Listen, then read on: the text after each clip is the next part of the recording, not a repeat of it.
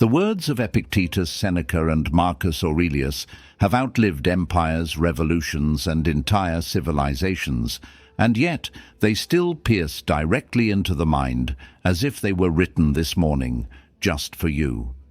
In a world overflowing with therapy trends, motivational mantras, and self-help theories, the raw simplicity of Stoic wisdom still cuts through anxiety, fear, and life's chaos in a way that often surpasses the most polished modern psychology. Why? Because the Stoics never tried to promise comfort. They promised clarity. They didn't teach you how to avoid life's storms. They taught you how to walk through them without losing yourself. What you're about to hear are not just historical lines carved into books and marble. They are living principles, practical tools for mastering your mind and your emotions. They were forged in courts, in battlefields, in exile, and in the quiet hours before dawn, when the world is still and the mind faces itself without distraction. And the best part, they work just as well today as they did 2,000 years ago. Each of these 15 meditations is a bridge, connecting the ancient world to your modern life. They are here to teach you not to simply exist, but to endure with strength, to think with precision, and to act with purpose. These are not theories to be admired from a distance. They are to be practiced, lived and tested in the heat of your daily struggles. So as you listen, don't just nod in agreement. Ask yourself, where in my life does this apply right now? Because if you can take even one of these meditations and turn it into a habit, you won't just change the way you think, you'll change the way you live. You are not what happens to you. You are how you respond. Epictetus. Life will not ask for your permission before it tests you. It will hit you without warning, change your plans without notice, and sometimes shatter the image you had of how things were supposed to be. The Stoics knew this, and Epictetus said it with unshakable clarity. You are not what happens to you. You are how you respond.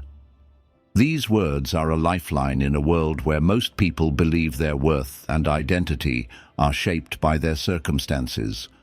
We live in an age obsessed with control over careers, relationships, appearances, even the way others think of us.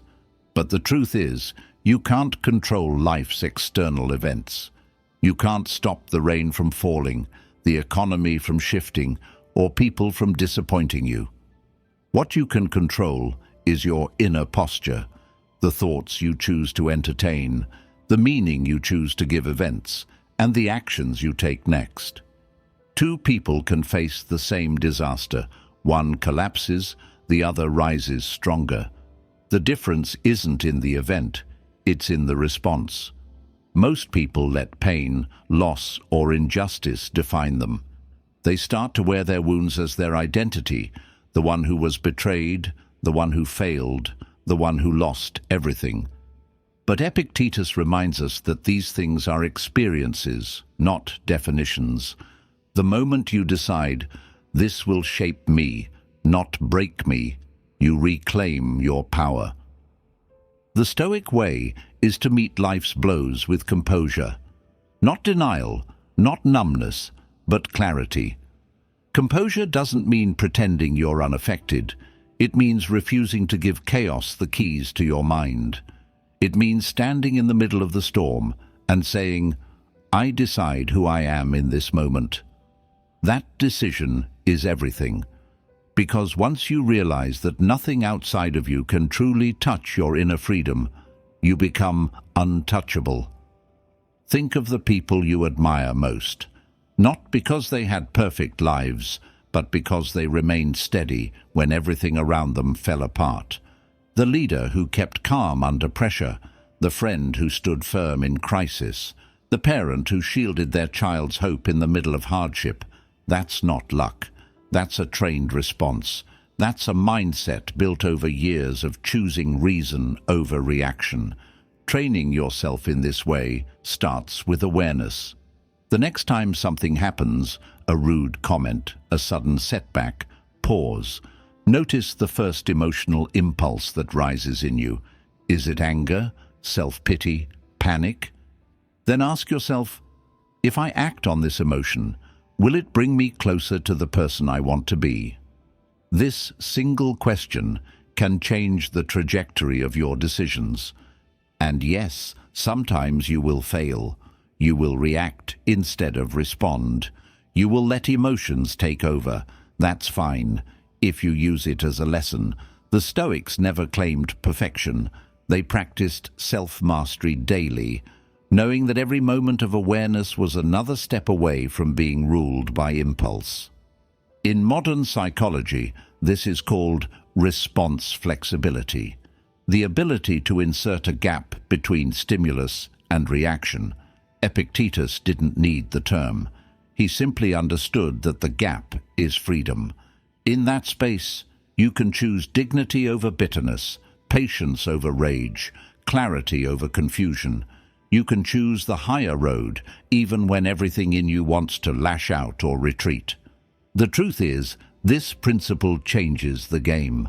Once you master it, life stops feeling like something that's happening to you. You stop being a passive character in your own story. You become the author. The circumstances may not be yours to control, but the meaning, the interpretation, and the action, those are yours completely. So the next time life corners you, remember, you are not the storm. You are the captain. And no matter how strong the wind, the captain decides the course. Because you are not what happens to you. You are always how you respond. Control over desires is the beginning of freedom. Seneca. Freedom is a word everyone loves, yet so few truly understand. We think of it as the absence of rules, the ability to do whatever we want, whenever we want. But Seneca knew better. He understood that the deepest prisons are not built from walls and bars. They are built from desires we cannot control. The person who cannot master their wants will never be free, no matter how open the world around them may be. Desire is tricky. It wears many faces. It can be the craving for wealth, status, pleasure, recognition, or even constant comfort. And while none of these things are inherently evil, the moment they control you, you become their servant. You start organizing your entire life around chasing them, fearing their loss, and feeling empty without them. That is not freedom. That is dependence. Seneca saw desire as a chain, light enough at first to go unnoticed, but tightening with every indulgence. At first, you tell yourself you deserve it. You call it a reward. You convince yourself it's harmless. But over time, that reward becomes a need. That need becomes a habit, and that habit becomes a cage. And soon, you are no longer choosing, you are obeying. We live in a world designed to keep us in this cage. Modern life is an endless buffet of temptations, instant entertainment, endless scrolling, quick dopamine hits, easy credit, one-click shopping. Every advertisement is a whisper. You can't be happy without this. And the more we listen, the more we surrender the keys to our own mind. We let desire pull the strings, and we dance like puppets. The Stoic approach flips this completely. Freedom is not getting everything you want. It's wanting less. It's being able to look at something tempting and say, I don't need it. It's the ability to walk away without feeling like you've lost something. That's the kind of strength no one can take from you. But here's the challenge. Controlling desire doesn't mean suppressing every joy in life. It's not about living in cold austerity or rejecting all pleasures. Seneca himself enjoyed the beauty of art, nature, and good conversation. The difference is, he refused to let them own him. He could enjoy them fully without depending on them for peace of mind. That is the balance. To practice this, start with small acts of denial. Skip the unnecessary purchase. Delay the indulgence. Choose water over the soda, not because you have to, but because you want to remind yourself that you are in control, not the craving.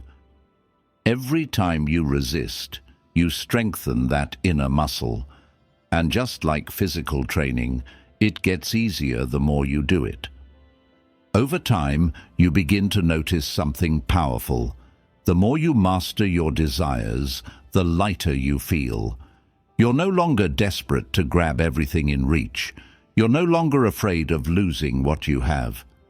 You start to see how much energy you've been wasting chasing things that never truly filled you. And that energy? You can now invest it into things that last: character, discipline, purpose. Seneca warned that those who are slaves to desire will never stop being poor, no matter how much they own. Why? Because they will always be chasing the next thing. They live in a constant state of not enough. But when you control desire, you discover an overlooked truth. Contentment is the highest form of wealth. Think about it. How much of your stress comes from wanting something you don't have yet? How much of your disappointment comes from expecting more? How much of your anxiety comes from fearing you'll lose what you already possess? If you could loosen the grip of desire, even just a little, imagine the freedom you'd feel. The world will tell you freedom is doing whatever you want.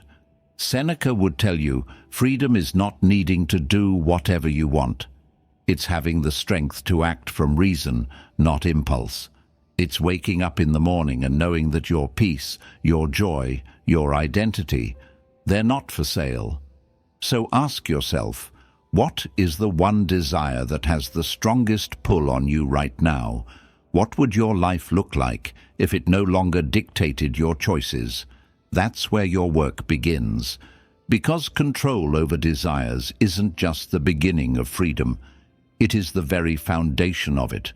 And once you taste that kind of freedom, you'll never trade it for anything. Everything we hear is an opinion, not a fact. Marcus Aurelius.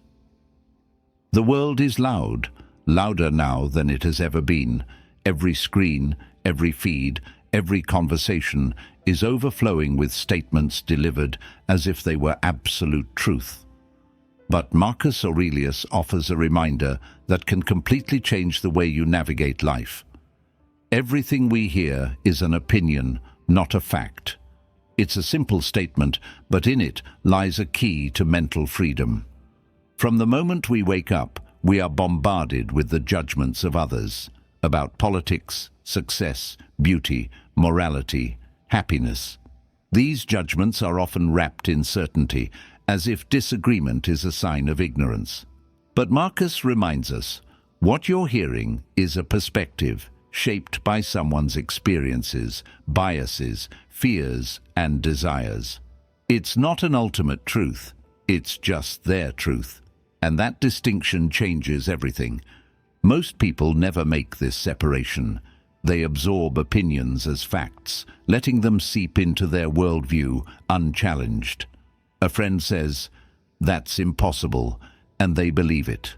A stranger online says, "You're wrong," and they feel doubt. A critic says, "You're not good enough," and they carry that wound for years. But what if you could pause in that moment and remember, this is just their opinion. I choose whether it enters my mind or not. The Stoic approach is not to reject every opinion, but to filter it, to treat it like an item at a marketplace. Examine it, test it, and only take it if it serves you. If someone says something hurtful, you ask, is this actually true? Or is it a reflection of their own perspective, their own frustration, their own limitation? That question alone can save you from carrying unnecessary weight. And here's the beauty of this mindset. It works both ways. Just as you shouldn't blindly accept the opinions of others, you also shouldn't mistake your own opinions for facts. Your views, too, are shaped by your upbringing, your environment, your experiences. When you accept that your beliefs are not the only possible truths, you open yourself to learning, to growth, to seeing the world through new lenses. Marcus Aurelius lived in a world of competing voices: philosophers, politicians, generals, citizens, each convinced they knew what was best. Yet, as an emperor, he understood the danger of reacting to every voice with equal weight. Some advice would be wise, some would be poison, and only by separating opinion from fact could he rule with clarity. In our time, this skill is more essential than ever. Social media thrives on outrage, and outrage thrives on taking opinions as unquestionable truths. News cycles are designed to stir emotion, not to provide balanced perspectives. If you lack the filter Marcus describes, you'll be pulled in 100 directions every day, your mind tossed like a ship without an anchor. Practicing this separation requires discipline. The next time you hear something, especially if it triggers a strong reaction, pause, breathe, ask yourself, is this an objective fact, or is it an interpretation? And if it's an interpretation, does it align with reality or with the speaker's personal lens? When you begin to live this way, you take back control of your emotional state. Insults lose their sting because you see them for what they are, expressions of another person's inner world, not measurements of your worth. Praise, too, becomes more balanced. You can appreciate it without letting it inflate your ego, because you know it's also just someone's perspective. This doesn't make you cold, it makes you steady. You become someone who isn't swayed by every wave of opinion, who listens without being ruled, who can engage with different perspectives without feeling attacked. In a world addicted to reaction, that's a rare and powerful strength. And the impact goes beyond emotional resilience. When you see opinions for what they are, you become a better decision maker. You don't rush into choices just because someone said it's the right thing. You weigh, you consider, you test. You become less reactive and more intentional, qualities the Stoics valued above all. So remember Marcus's words the next time you're faced with someone else's certainty. Everything we hear is an opinion, not a fact. The moment you internalize this, you create space between the world's noise and your inner peace. And in that space, you get to choose what shapes you. Because the truth is, no one's opinion can define you unless you hand them the pen. Death is not what we should fear, but failing to truly live. Marcus Aurelius. Death is the shadow that walks with us from the moment we're born. Most people try to avoid thinking about it, as if ignoring its presence will make it disappear. But Marcus Aurelius challenges this instinct with a truth so sharp it cuts through centuries. Death is not what we should fear, but failing to truly live. The enemy is not the end of life. It's reaching that end, having never really lived it. Fear of death has shaped civilizations. It's why people chase legacy, build monuments, cling to youth, and avoid risk. Yet, ironically, this fear often leads to the very thing Marcus warns against: a life unlived. When you fear death, you start playing safe. You postpone dreams. You put off hard decisions until later. You live as if time is a resource you'll never run out of, until you do. The Stoics flipped this thinking. They didn't avoid thoughts of death. They practiced memento mori, remembering mortality, daily, not to live in despair, but to sharpen their sense of urgency. Death wasn't the villain in their philosophy. Wasted potential was. Lost time was. Regret was. And in their view, the only real tragedy was to wake up every day with life in your hands and do nothing of substance with it. Think about your own life. How many things have you been putting off until the right time? How many conversations have you avoided, trips you've postponed, risks you've delayed, because you believed you had all the time in the world? Marcus would tell you, stop measuring your life by its length. Start measuring it by its depth, because a long life without true living is just a long death. Living fully doesn't mean chasing constant pleasure or adrenaline. It means being awake to your own existence. It means doing what matters now, not later. It means telling the people you love that you love them today. It means working on your goals before scrolling through distractions. It means noticing the small beauty in the ordinary moments instead of waiting for grand, cinematic ones. And here's the paradox. When you stop fearing death, you actually start living better. You stop clinging so tightly to every comfort and instead open yourself to experience. You take more risks, not reckless ones, but meaningful ones. You try new things. You speak your truth more freely. You stop living for the approval of people who won't even remember your name. This perspective also frees you from the petty. When you realize you could be gone tomorrow, you stop wasting your energy on grudges, gossip, and things that drain your spirit. You become more intentional about your time and your company. You start choosing quality over quantity, in relationships, in work, in how you spend your days. The Stoics weren't afraid of the end because they focused entirely on the middle, the part we can actually influence. They saw each day as a complete life in itself, not just a step towards some distant goal. Seneca said, "It is not that we have a short time to live, but that we waste much of it. The waste happens when we confuse existing with living." So how do you truly live? You start by deciding what matters to you and then giving it your best attention. You strip away the trivial. You stop saying someday and start saying now. You treat time like the most valuable currency you have, because it is. Every moment spent with purpose is a victory over the fear of death, because you know you're using your life instead of waiting for it to happen. One day, the final moment will come for all of us. That's not a threat, it's a promise. The question isn't when that moment arrives. The question is, will you meet it as someone who merely existed or someone who truly lived? Marcus's wisdom is a challenge to stop running from the inevitable and start running toward the meaningful. Because death is coming, whether you fear it or not. The real danger is living like you'll never die, until it's too late to start living at all. So don't fear death. Fear the days you waste, the dreams you abandon, the moments you sleepwalk through. Fear reaching the end of your life and realizing you never actually started it. And then live accordingly. He who angers you controls you. Epictetus. Anger feels powerful in the moment. Your heart races, your voice sharpens, your words cut.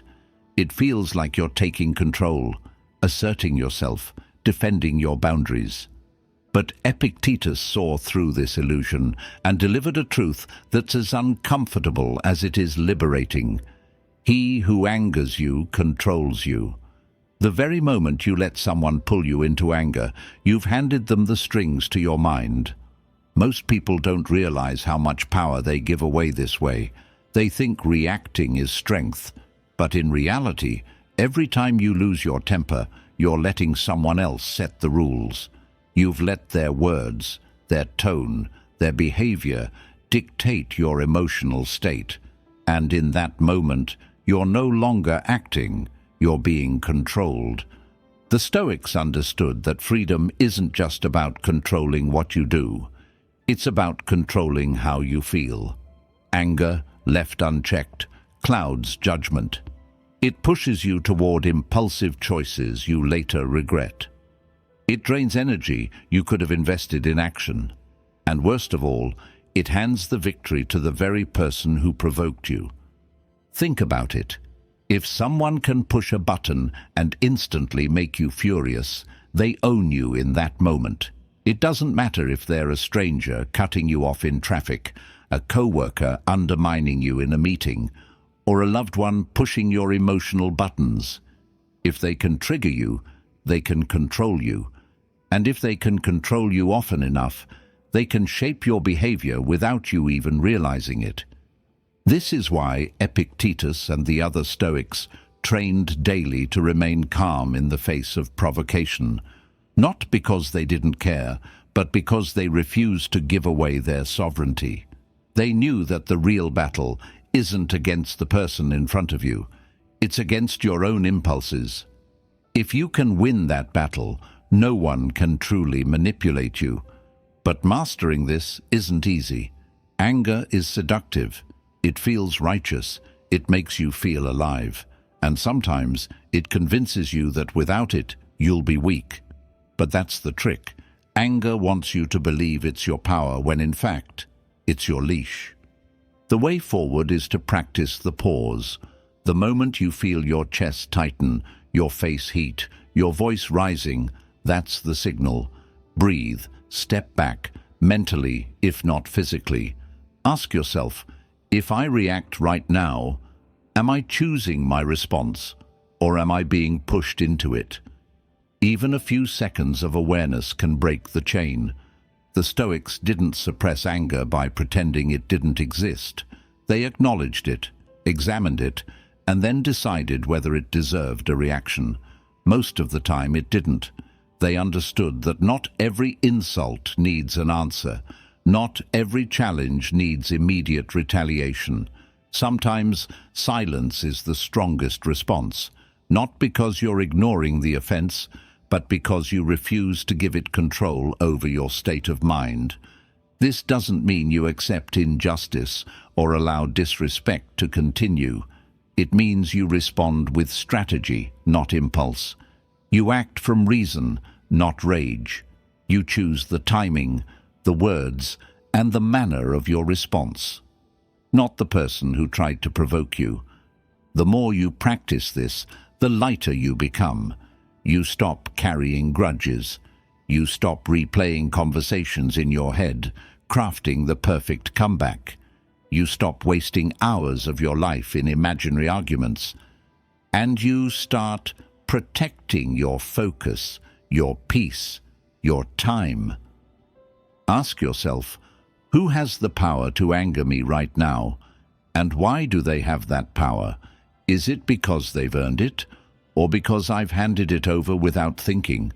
The answer will tell you where you need to reclaim your control. Remember, anger is a fire. It can light your way when controlled, but left unchecked, it burns down everything, starting with you.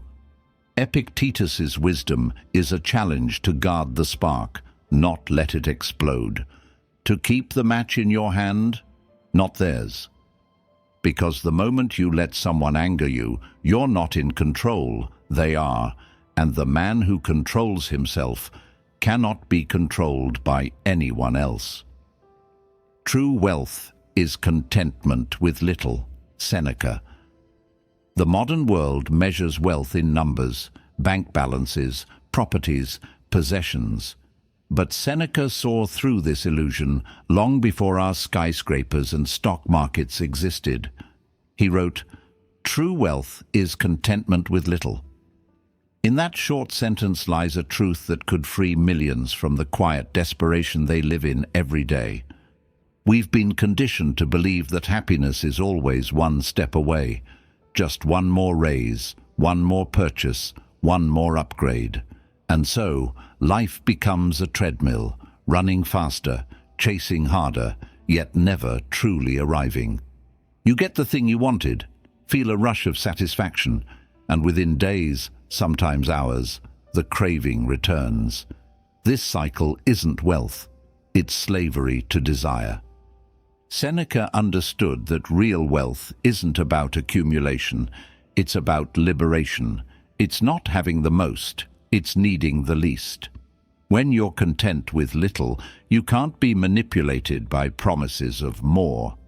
You can't be easily bought, bribed, or seduced by things that don't truly serve you. And most importantly, Your peace doesn't depend on the unpredictable tides of fortune. Think about it. How many people do you know who have far more than they need, yet live with constant anxiety? They fear losing what they have. They compare themselves to others. They're haunted by the feeling that it's still not enough. Contrast that with the rare person who has little, yet wakes up with gratitude, enjoys the simple pleasures, and feels rich in the ways that matter: time, freedom, health, relationships. Which of the two is truly wealthy? The Stoics didn't glorify poverty, but they practiced detachment.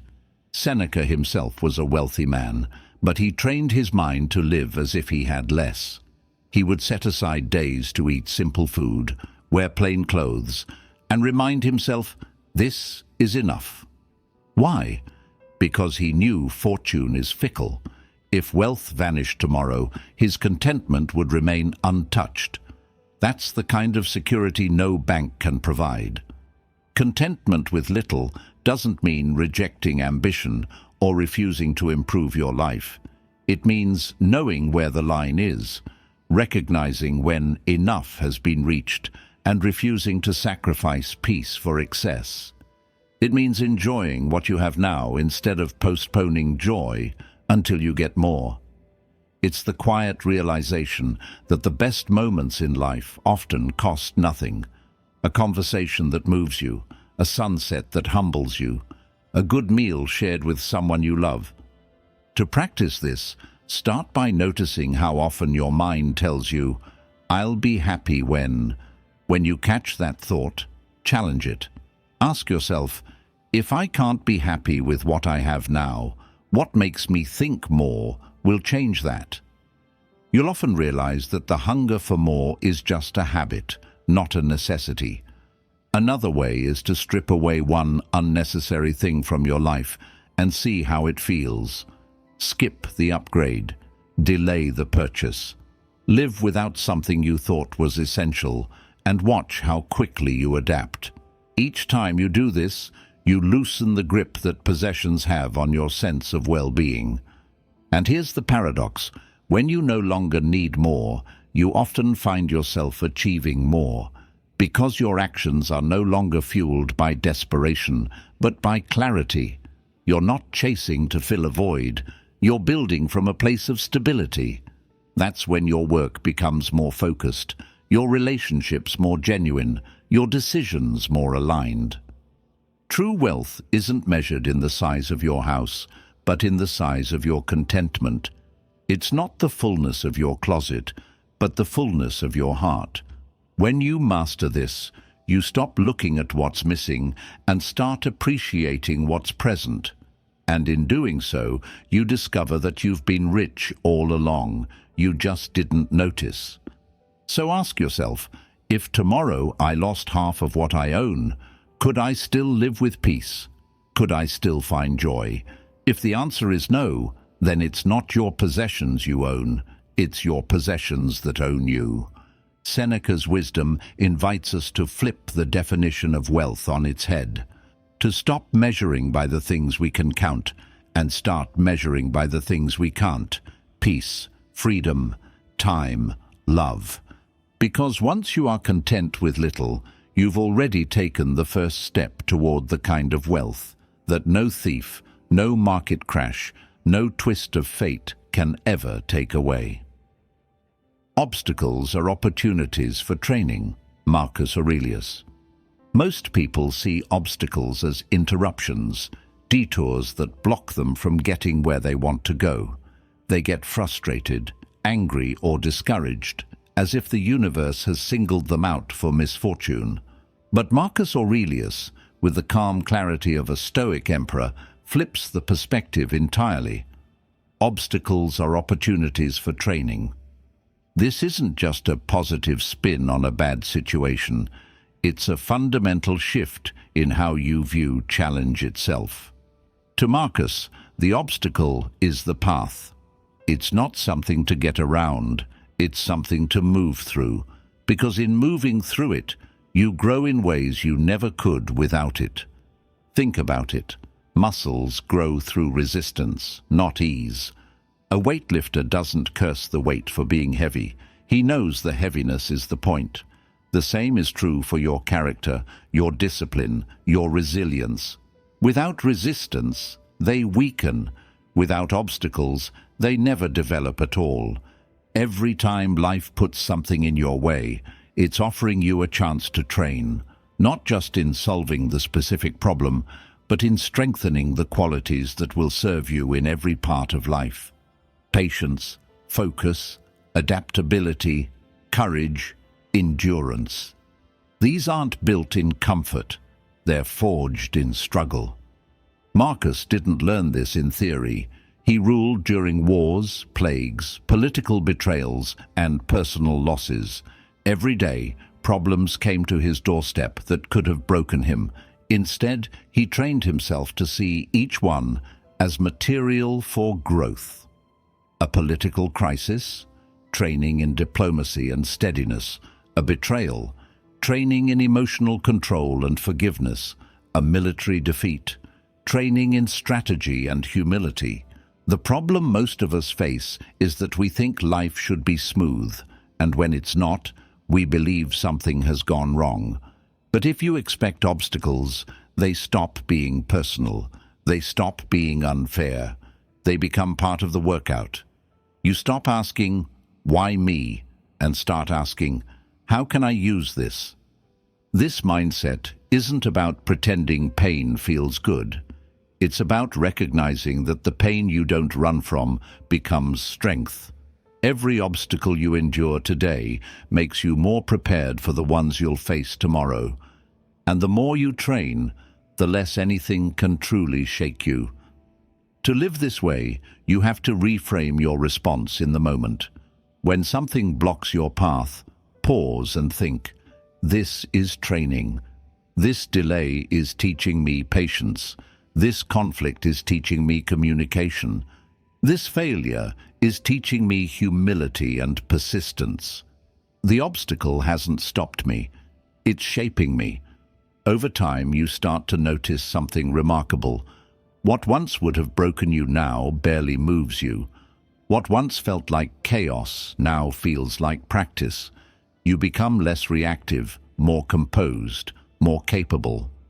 And because you've trained in adversity, you're able to stay steady in situations that make others crumble. The beauty of Marcus's insight is that it turns life itself into a gym for the soul. Every setback is a new exercise. Every inconvenience, every rejection, every unexpected twist, these are all opportunities to train. And the more you train, the more you realize that nothing is wasted. Even your hardest seasons become raw material for becoming the person you want to be. So ask yourself, what obstacle am I facing right now? And instead of wishing it away, how can I use it? What skill can I develop because of it? What strength will I gain if I endure it well?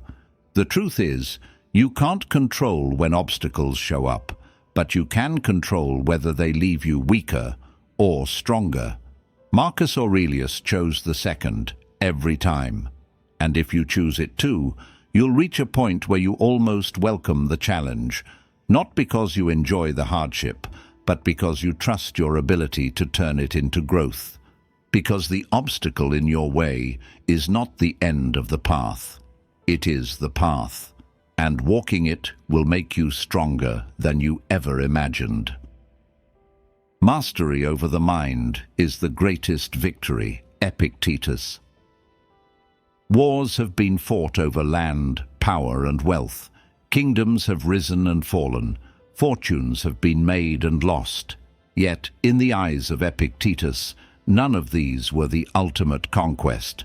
The greatest victory, he believed, was mastery over the mind, because without it, no external victory can last, and with it, no external loss can truly defeat you. Most people spend their lives trying to control everything but themselves. They try to control the economy, the weather, the opinions of others, even the behavior of strangers. And in doing so, they exhaust themselves, chasing the impossible, while neglecting the only thing they ever truly had power over: their own thoughts, their own judgments, their own actions. Your mind is the command center of your life. It interprets events, assigns meaning, shapes emotion, and dictates behavior. Two people can face the exact same event. One sees catastrophe, the other sees opportunity. The difference isn't the event, it's the mind interpreting it. And that's why mastery of the mind is the highest form of power. But this mastery doesn't come naturally. The mind, left untrained, will wander. It will attach to every distraction, replay every insult, and chase every desire. It will grab onto fears as if they were certainties, and treat fleeting emotions as eternal truths. If you're not in control, your mind will run you in circles, pulling you deeper into anxiety, anger, and regret. The Stoics understood this, which is why they treated mental discipline like a daily exercise. Epictetus compared the mind to an athlete's body. It must be conditioned, tested, and strengthened. Just as a fighter trains to anticipate and respond to an opponent's moves, you must train your mind to anticipate and respond to life's challenges without losing balance. So how do you begin? The first step is awareness. Most people don't notice their own thoughts. They live in them as if they are reality itself. Mastery begins when you step back and observe. What am I thinking right now? Does this serve me? Is this thought rooted in truth, or just fear, ego, or habit? That moment of questioning is the doorway to control. The second step is choice. Once you notice a thought, you decide whether to keep it or discard it. You don't have to believe every story your mind tells you. If a thought weakens you, you replace it with one that strengthens you. If it's self-pity, you swap it for self-responsibility. If it's resentment, you swap it for clarity. You become the gatekeeper of your own mental space. Over time, you learn to master emotional triggers. Someone insults you. You pause before reacting. An unexpected setback hits. You breathe before deciding your next move. Your mind becomes less of a wild horse and more of a trained one. Still powerful, but under your command. This doesn't make you robotic. It makes you intentional. You feel the emotions, but they don't dictate your behavior. The greatest proof of this mastery is composure in chaos. When others panic, you stay calm. When others lash out, you remain steady. People will wonder how you do it, but the truth is simple. You've stopped giving away control of your mind to every external event. And here's the paradox. Once you master your mind, you become freer in every other area of life. You're no longer a prisoner to the opinions of others because their words can't pierce your self-knowledge. You're no longer enslaved by desire because you can choose which impulses to follow. You're no longer destroyed by loss because you know your worth isn't tied to what you own. Epictetus himself was born a slave, yet became one of history's greatest teachers of freedom, not because he escaped his chains, but because he realized they had never touched his mind. That is the victory no tyrant, no misfortune, no betrayal can take from you. So ask yourself, who truly rules my life, me or my unchecked thoughts? Do I control my mind, or do I let it drag me wherever it wants to go? Every honest answer to those questions reveals the next step in your training. Because in the end, mastery over the mind isn't just the greatest victory, it's the one that makes all other victories possible. Life is short, but it can be wide through action. Seneca. Seneca never sugar-coated reality. Life is short. No matter how long you live, it will feel like a blink when you reach the end. But instead of letting that truth crush him, he offered a challenge. Life is short. but it can be wide through action. The problem is not the length of our days, it's how shallowly we live them. Most people mistake existing for living. They fill their days with habits that keep them breathing, but not growing. They spend hours scrolling, complaining, delaying, waiting for someday to begin. They measure their life by the years they've been alive instead of the depth of what they've done. And then they reach the end, wondering where the time went. Seneca's point is simple, yet demanding. You cannot make life longer, but you can make it larger. You can fill it with action that matters, with decisions that change you and those around you. A life measured only by time is forgettable. A life measured by courage, contribution, and creation leaves a mark far beyond the calendar. This doesn't mean recklessness or constant motion. It means living intentionally, choosing to spend your time on what expands you instead of what numbs you. Action is what turns an ordinary day into a meaningful one. Not thinking about change, not wishing for it, acting on it. The Stoics valued action because they understood that thought alone changes nothing.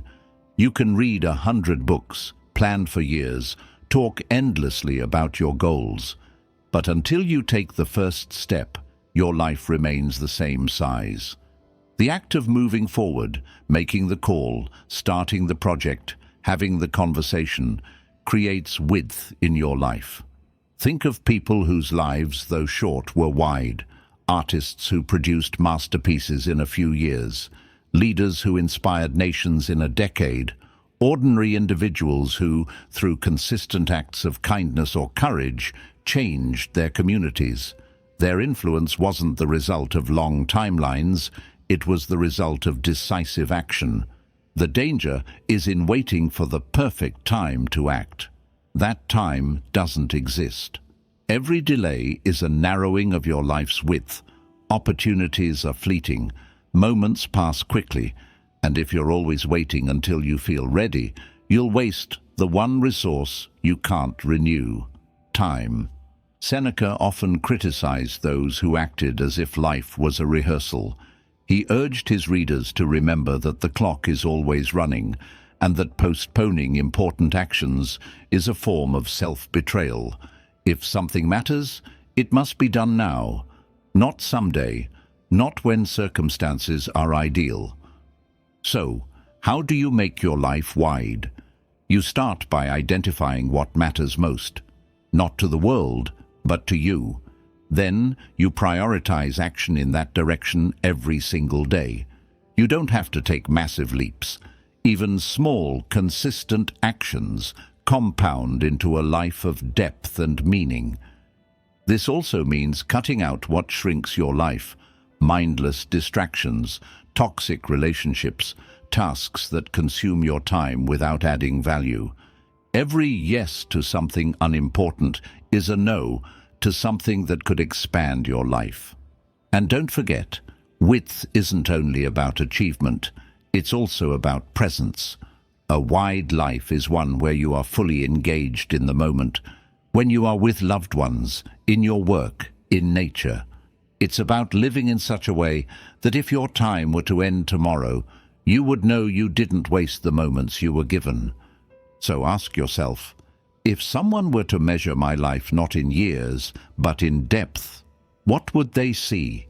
Would they see someone who took risks, built things, loved fully, and made an impact? Or someone who was always waiting for later? Seneca's challenge still stands today. You cannot control the length of your life, but you have full control over its width. And every day you choose action over hesitation, you add another layer of richness to your existence. Because in the end, it's not about how long you lived, it's about how deeply. What blocks the way becomes the way. Marcus Aurelius. Marcus Aurelius had a way of turning obstacles into teachers, of seeing roadblocks not as signs to turn back, but as instructions to move forward differently. His words, "What blocks the way becomes the way," are not just a clever phrase. They're a blueprint for transforming frustration into progress. Most people see an obstacle and think, "This shouldn't be happening." They fight it, resent it, try to find a way around it as quickly as possible. But Marcus challenges us to see the obstacle itself as part of the path. The very thing in your way is shaping you for what's ahead. Consider this. When you're faced with a challenge, you have two options. You can see it as a wall that stops you, or as a wall you can climb, break through, or even use as a foundation for something new. The first choice leaves you powerless. The second turns you into a creator. The Stoics believed that nature, life itself, puts obstacles in our path for a reason, not to punish us, but to prepare us. If the road ahead were always smooth, we would grow weak, untested, unready for the inevitable storms. But when we meet resistance, we're forced to think differently, act more strategically, and build strength we didn't know we had. This philosophy turns every difficulty into raw material. The job you didn't get? It pushes you toward a path better aligned with your skills. The relationship that ended? It teaches you self-respect and independence. The injury that slows you down? It trains you in patience and resilience. What blocks you, shapes you. Marcus lived this truth daily. As emperor, he faced military invasions, political betrayal, and personal loss. Any one of these could have made him bitter or broken. Instead, he saw them as the work assigned to him by life itself. He didn't just endure them, he used them. Each trial became another layer of discipline, wisdom, and perspective. For us, this means shifting our immediate reaction to obstacles. Instead of asking, "Why me?" we can ask, "How can I use this?" That small change in language turns you from a victim of circumstance into an active participant in your own growth. The beauty of this mindset is that it removes the illusion of wasted time. With this philosophy, no struggle is meaningless. Even failure becomes valuable, because in failing, you gain insight, experience, and humility. You learn what doesn't work, which is often more important than knowing what does. Training yourself to see obstacles as the way also builds adaptability. When you accept that the path is not supposed to be straight, you stop panicking every time it twists. You start expecting challenges and preparing for them. You walk into each day knowing that something will block your way, and instead of being thrown off, you lean into it. This isn't about forced optimism or pretending pain doesn't hurt. It's about recognizing that pain can be a sculptor, chiseling away what's unnecessary, revealing a stronger version of you underneath. You don't have to enjoy the hardship to respect what it can build in you.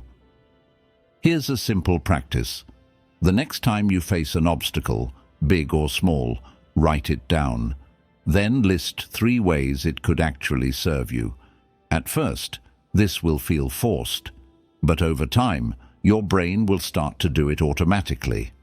You'll see the use in the difficulty, and the moment you see the use, the obstacle stops feeling like an enemy. So ask yourself now, what's blocking my way today? Is it fear, lack of resources, someone else's decision?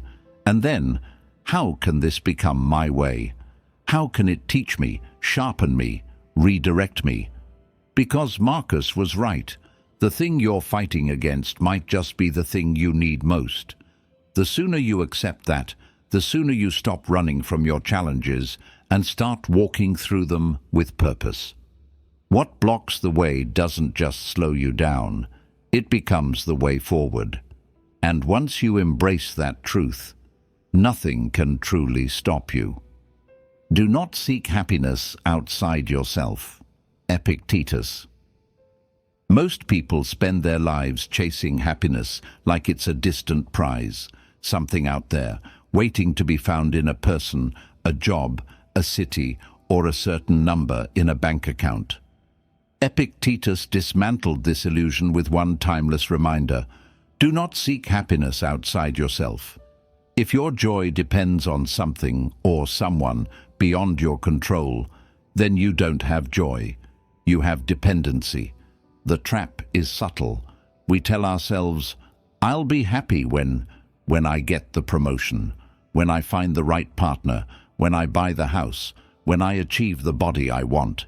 Each milestone comes and goes, and the happiness, while real, is fleeting. Before long, we've set a new condition, and the chase begins again. Life becomes a series of transactions, trading time and energy now for the promise of contentment later. The problem: all those external things can change or disappear overnight. Jobs end, people leave, markets crash, health shifts. And if your happiness is built on these shifting sands, it will crumble the moment they do. Epictetus and the Stoics understood that lasting happiness has to be rooted in something no one else can touch. Your own mind, your own character, your own way of seeing the world. They taught that peace comes not from getting what you want, but from wanting what you already have, and knowing that your sense of worth and joy is not up for negotiation. This doesn't mean you stop striving for improvement or abandon ambition. It means you stop outsourcing your emotional well-being to things you can't fully control. You can still enjoy love, success, beauty, and achievement, but they become additions to your happiness, not its foundation. Imagine walking into a room full of people, each carrying a rope tied to your mood. One person pulls, and you feel great. Another pulls, and you feel awful. That's what life is like when your happiness lives outside you. You're at the mercy of forces you don't command. But if you take back the rope, you decide how you feel, regardless of what's happening around you. The practice of finding happiness within starts with awareness. Notice the moments when your mood rises or falls based entirely on external events. Did someone's compliment make you feel worthy? Did their criticism make you feel small? Did a purchase make you feel excited, only for the feeling to fade?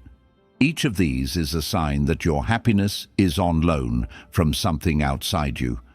The next step is to build an internal source of joy, habits, values, and perspectives that feed your spirit without relying on external triggers. Gratitude is one of the most powerful of these. When you train your mind to regularly recognize what's already good in your life, you begin to see abundance instead of lack. You realize you already have enough, and that feeling is unshakable because it's generated from within. Self-respect is another anchor. When you consistently act in line with your principles, you create a deep, quiet pride that doesn't need applause to exist. You wake up knowing you're living authentically, and that knowledge alone can sustain you through difficult days. Of course, this is a lifelong practice. The world is constantly trying to convince you that happiness is for sale, hidden in the next achievement, the next relationship, the next possession. And yes, those things can bring moments of joy. But the Stoics remind us that the only joy worth trusting is the kind that remains when those things are gone. So ask yourself, if I lost everything external, my possessions, my titles, my comfort, would I still have a reason to feel peace? Would I still feel that my life has value? If the answer is no, then you've found the work ahead of you. Happiness found outside yourself will always be fragile. Happiness built within yourself is untouchable.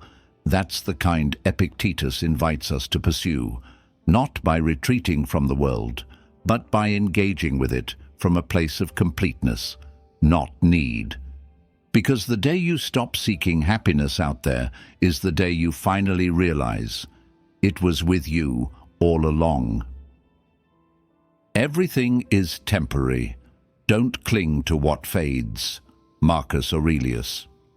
Marcus Aurelius ruled over an empire, commanded armies, and held more power than most of us can imagine.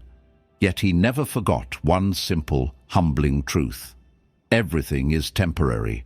Power, beauty, wealth, health, love, even life itself.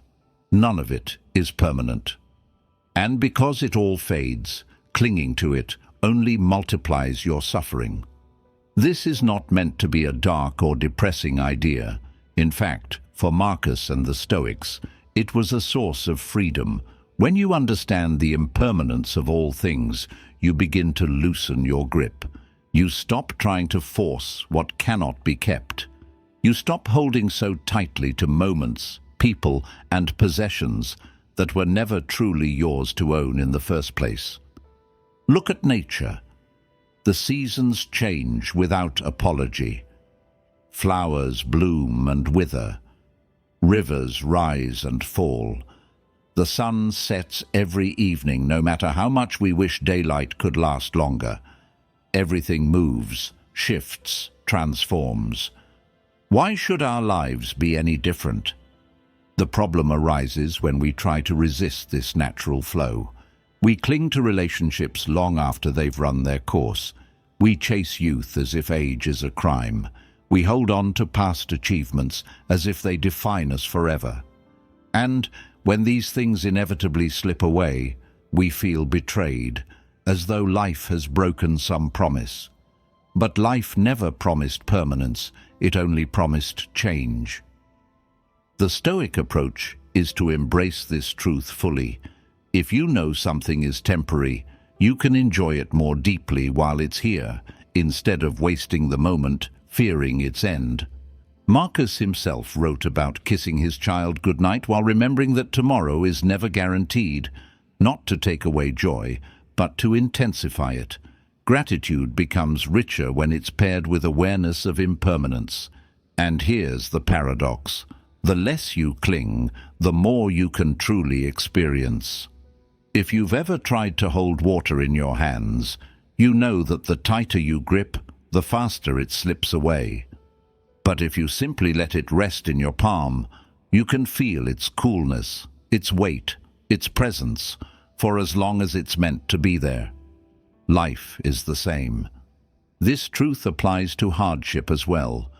Pain, too, is temporary. The heartbreak you feel today will soften. The storm you're in will pass.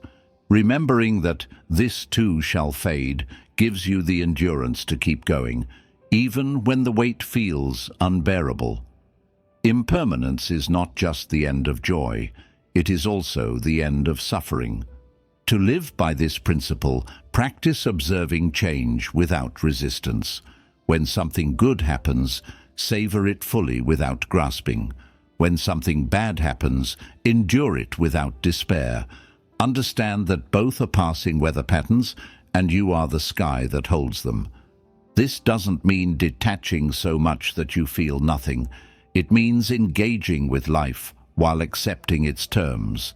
It means loving people while knowing you can't keep them forever. It means building things while knowing they might not last. It means living fully now instead of waiting for a permanence that will never come. So ask yourself, what am I holding on to so tightly that it's keeping me from peace? Is it a version of myself from the past? A relationship I've outgrown? An achievement I keep replaying because I'm afraid I'll never match it? And what would happen if I loosened my grip, not to throw it away, but to allow it to be what it is, a temporary chapter in an ever-changing book? Marcus's reminder isn't meant to make you numb, it's meant to make you free. Free to live without the constant fear of loss. Free to love without trying to possess. Free to face change without feeling like your world is collapsing. Everything is temporary, and when you truly accept that, you stop clinging and you start living. Learn to say no to what corrupts your life. Seneca. Seneca's wisdom often cuts straight to the truth we least want to admit. His reminder to learn to say no to what corrupts your life is not just about avoiding obvious dangers. It's about recognizing the subtle, persistent forces that erode your character, your peace, and your purpose. Corruption rarely arrives as a sudden, dramatic collapse. More often, it creeps in quietly, disguised as harmless habits, small compromises, or temporary pleasures that slowly shape who you become. The challenge is that most people are quick to say no to big, obvious threats, but fail to notice the small ones that slip in unnoticed. You might reject a toxic relationship, yet keep around friends who constantly plant seed of doubt. You might swear off destructive addictions, yet allow your time and energy to be drained by endless distractions. You might promise to guard your values, yet bend them slightly when convenience or approval calls. Seneca understood that every yes is also a no to something else. When you say yes to staying up all night scrolling on your phone, you say no to a rested, focused morning.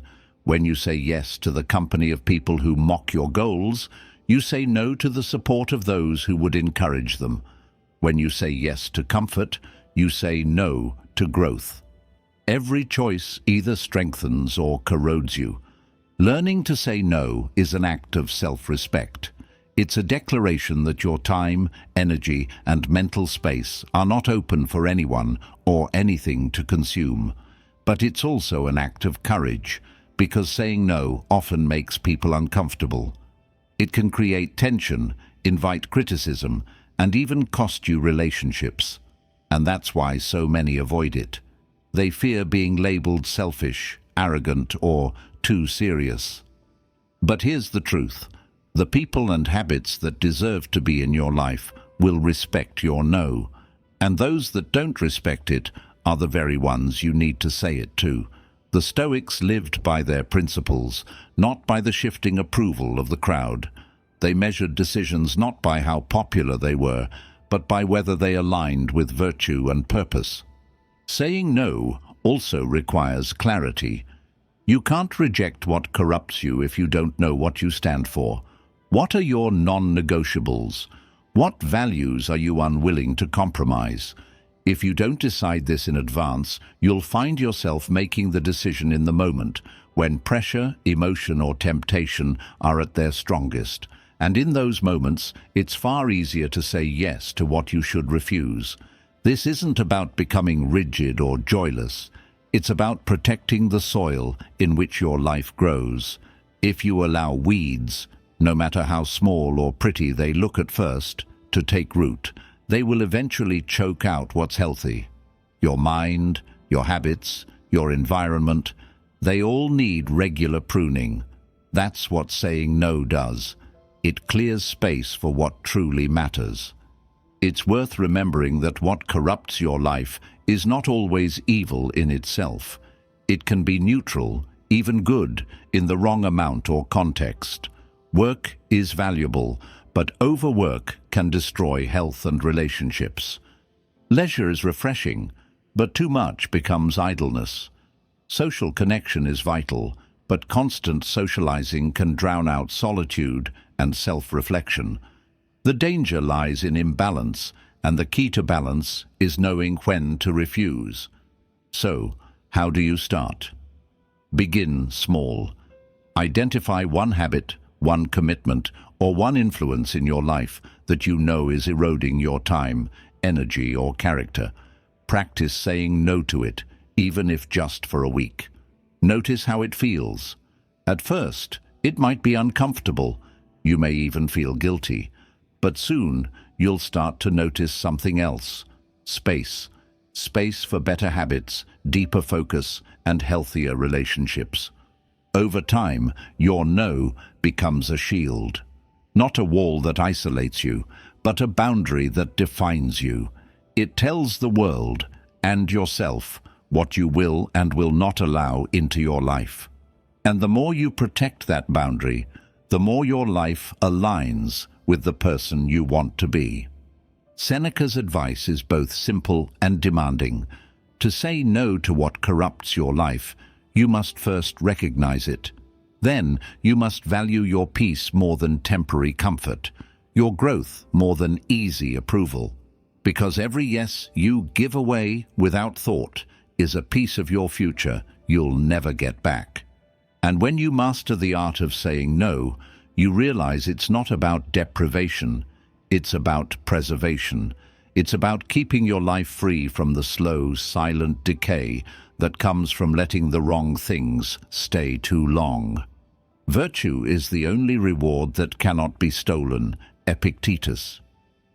In a world obsessed with titles, possessions, and status, Epictetus offers a reminder that strikes at the heart of what truly matters. Virtue is the only reward that cannot be stolen. Everything else you have, your wealth, your career, your reputation, even your health, can be taken away in a moment. But your character, the way you live your values, the moral backbone you've built through your choices, those are untouchable unless you give them away. Most people spend their lives chasing rewards that can vanish. They measure success by visible markers, the car, the house, the followers, the applause. And yes, these things can feel good. They can even be earned through hard work. But they're fragile. An economic downturn, a shift in public opinion, an accident, a betrayal. Any of these can strip away what you've built. If your identity is tied to those things, you're left with nothing when they're gone. Epictetus and the Stoics saw virtue, living in alignment with wisdom, courage, justice, and self-control, as the only true wealth. Why? Because no external force can take it from you. A thief can steal your possessions, but not your integrity. A tyrant can take your freedom, but not your moral clarity. Misfortune can strip away comforts, but it cannot touch the principles you've lived by, unless you let it. Virtue is self-made. It's built in the daily choices no one sees. It's in telling the truth when lying would be easier. In doing what's right when it costs you something. In keeping your word, even when circumstances change. These moments might not make headlines, but they create a life that can't be corrupted by loss or shaken by outside opinion. The Stoics understood that virtue isn't just about morality. It's also the foundation of real stability. When you know your worth is anchored in who you are, not in what you have, you stop living in fear of losing things. You stop making desperate compromises to protect your image or your possessions. You can endure change without crumbling because the core of you remains untouched. This is why Epictetus, who was born a slave and later gained his freedom, could speak with such authority. He knew firsthand that circumstances don't define a person. Character does. Even in chains, he could live with dignity because his virtue was his own. No master could dictate his principles. No hardship could erase his integrity. In our time, it's easy to forget this. Social media amplifies every visible reward while making virtue look invisible, almost irrelevant. But what's unseen is often the most powerful. A life lived with virtue carries a quiet strength, a steadiness that people notice even if they can't explain it. They may not remember your possessions, but they will remember how you treated them, how you stood firm under pressure, how you stayed true to your word. Protecting your virtue requires vigilance. The world will constantly tempt you to trade it for something shiny, money, approval, shortcuts to success. And the trade will always look small in the moment. Just bend your principles a little, just this once. But every compromise chips away at the only reward that can't be stolen. To live by virtue is to choose the long game over instant gratification. It's to value inner peace over outer validation. It's to measure wealth not by what you've acquired, but by the kind of person you've become. And the best part? This wealth grows with use. The more you live your values, the stronger they become. So ask yourself, what am I building that no one can take from me? Am I more focused on protecting my possessions or protecting my principles?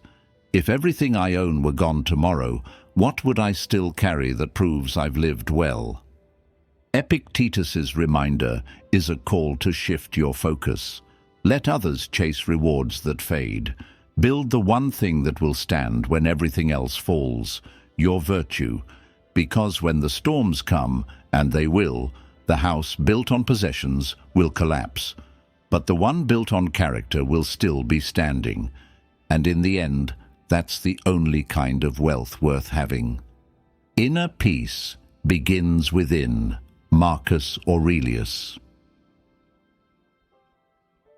Marcus Aurelius reminds us with a truth so simple yet so often ignored.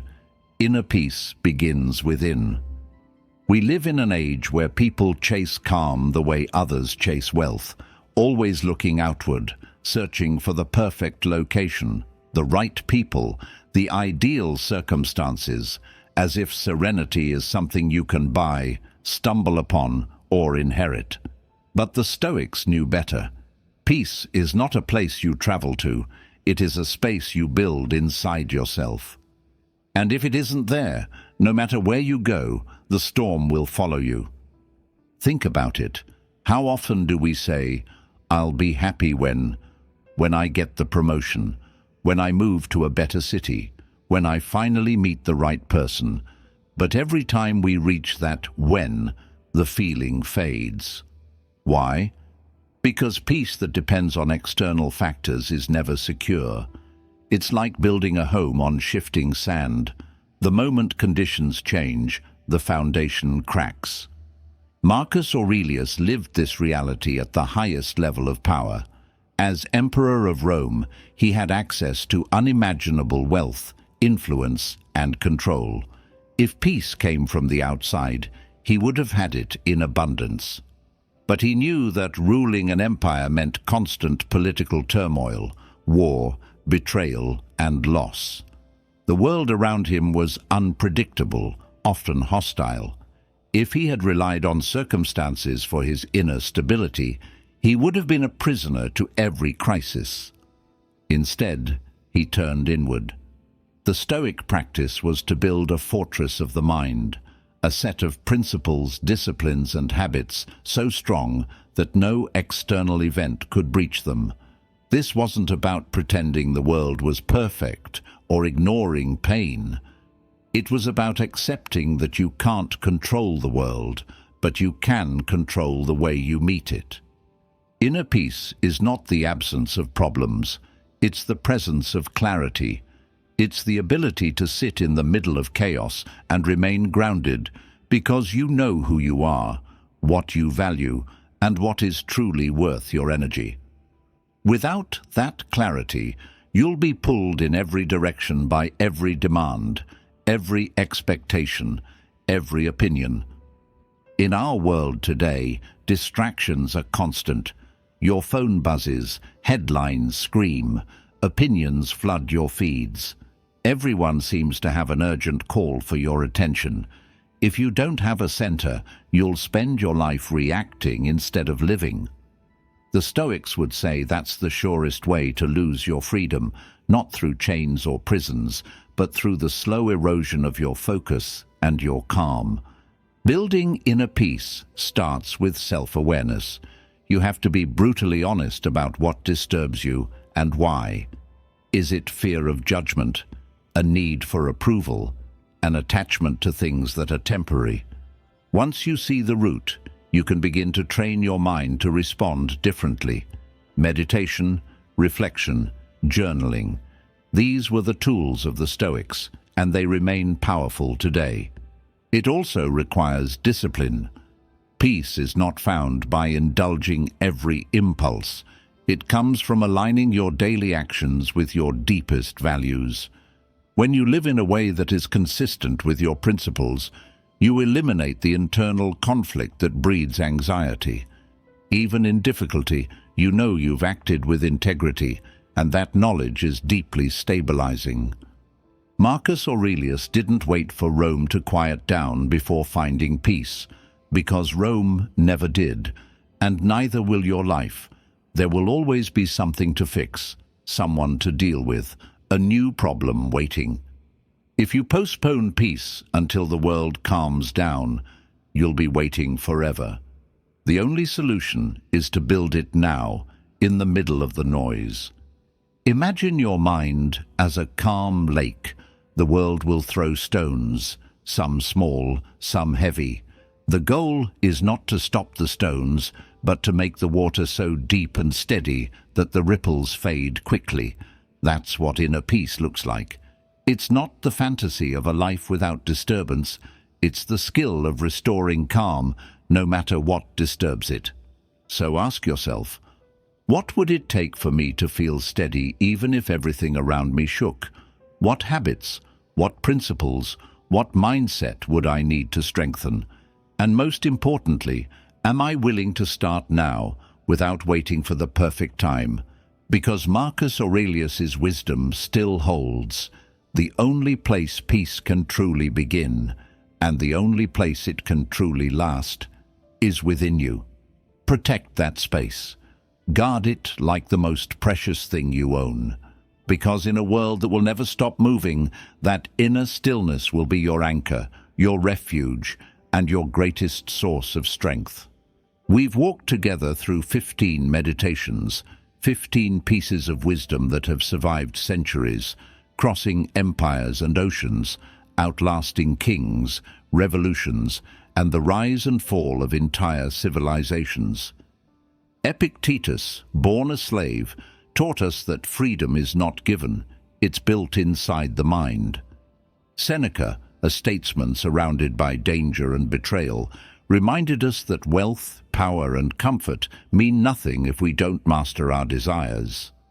Marcus Aurelius, the emperor philosopher, showed us that even from the throne of the most powerful empire, peace is only real when it begins within.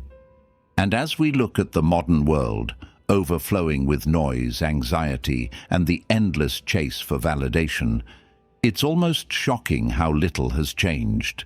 The tools may be new, the problems may be dressed differently, but the human mind still wrestles with the same fears, the same impulses, the same longing for control that it cannot have.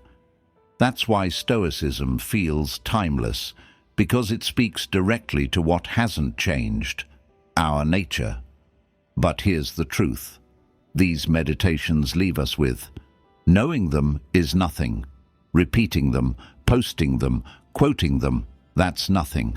They are not meant to be stored in the library of your mind.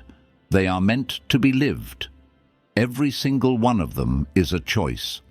To control your response, to free yourself from destructive desires, to stop chasing the approval of the world, to face death without fear, to see obstacles as training, to say no to what corrupts you, to guard your peace like it's your life, because it is. These are not easy choices. They require a kind of courage that's quiet, often invisible to the outside world. The courage to let go when it's easier to hold on. The courage to stand alone when the crowd is moving in the opposite direction. The courage to look at your own weaknesses without flinching, and to train them like a warrior trains the body. But here's the reward. When you live this way, you become untouchable in a world that tries every day to shake you. You stop being a slave to every opinion, every shift in fortune, every attack on your peace. You move from being a leaf, blown by the wind, to being the tree that stands through every storm. And once you've built that strength, life can't take it from you, because it's not built on circumstances, but on character. So here is my invitation to you. Don't try to change everything at once. Choose one meditation from today, just one, and carry it with you this week. Write it down. Repeat it to yourself when you wake up. Hold it in your mind when you face a challenge. Test it in real life. See how it changes your choices, your thoughts, your reactions. And once it's become part of you, add another. Over time, you won't just know Stoicism. You will be Stoicism. The ancient philosophers didn't write these words to impress history. They wrote them to prepare you for life. So start now. Burn away what weakens you. Strengthen what makes you unshakable. Guard your mind like the most valuable fortress you'll ever own. And when the storms of life come, and they will, you'll stand calm, clear, and ready because you've learned what they already knew, that true strength, true freedom, and true peace can only be built within.